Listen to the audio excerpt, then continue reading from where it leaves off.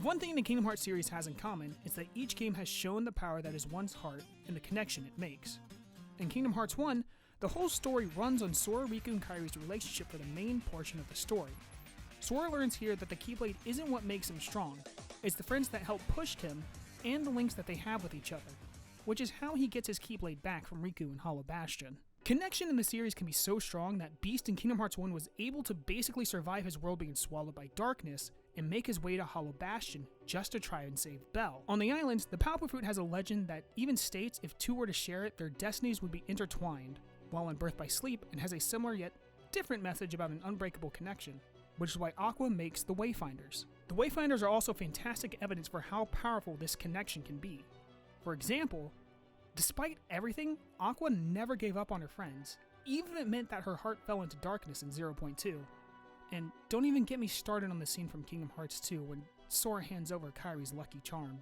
Thanks to the magic Aqua added to the Wayfinders, the trio can use the D-Link mechanic in any situation. Every time you use it, Vin, Terra, and Aqua all grab their chests before being able to use the power of the character you choose. Even Chain of Memory has this animation when summoning friends or character cards. Hey, Future Kingdom Cakes here. I forgot to put summons into this list for some reason. I don't know why my brain just forgot about summons from Kingdom Hearts 1, 2, and 3. In Kingdom Hearts 1, 2, and 3, you have summons. And each of these summons, Sora always goes and grabs his chest to call out to the person that you're trying to feed power off of. It all started in Kingdom Hearts 1. Although in Kingdom Hearts 3's case, they're called links. Speaking of calm, while this game is more focused on memory than the heart, it still speaks of connection. During the first floor, when Sora and the gang run into the Final Fantasy crew, they start to feel who he was based on his own connections to the real gang.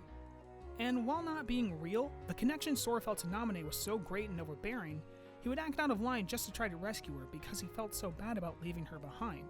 So much so that the Riku replica and him fought almost any chance they had just because they had the same memory.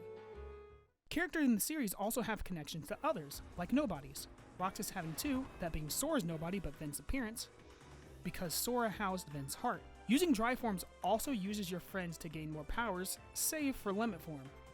Valor needs Goofy, Wisdom needs Donald, Master, Final, and even Auntie just uses your two companions. Although Auntie is more of when the lust of power goes for too far, it still punishes you by using your friend's power to help reach that form. Going back to the nobodies of organization, Xion, although a replica, sets up Roxas' power because they belong to Sora. She even looks like a black-haired Kairi because Kairi being the strongest memory in Sora's heart. Axel even found himself attached to Roxas because of the friendship he had with Vin as Lee all that time ago. The majority of the character's motives and abilities to survive within the series is through the power of friendship.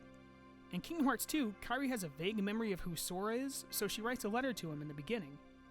After their journey is over, the bottle crosses over to the two trapped boys, opening a way to the realm of light.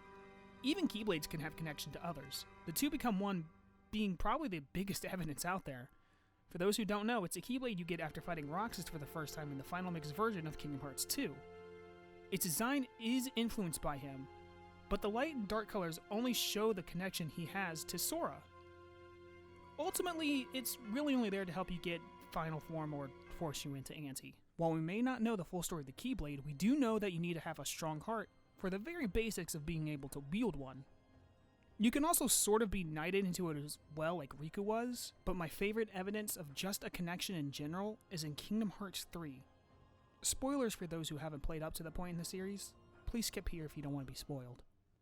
During the final boss against Master Xehanort, SDG are facing his absolute strongest phase, and in the heat of the moment, we lose. Sora, floating in the darkness for a bit, before we hear it.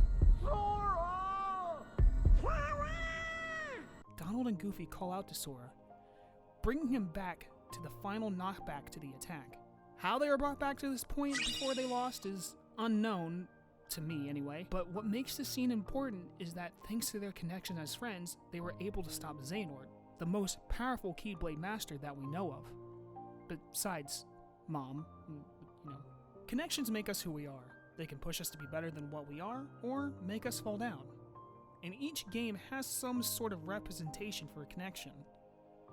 I only brought up surface level stuff to show the power, but I think it's enough to show how important both it and the heart is. It's cheesy, but that's what I love about this series.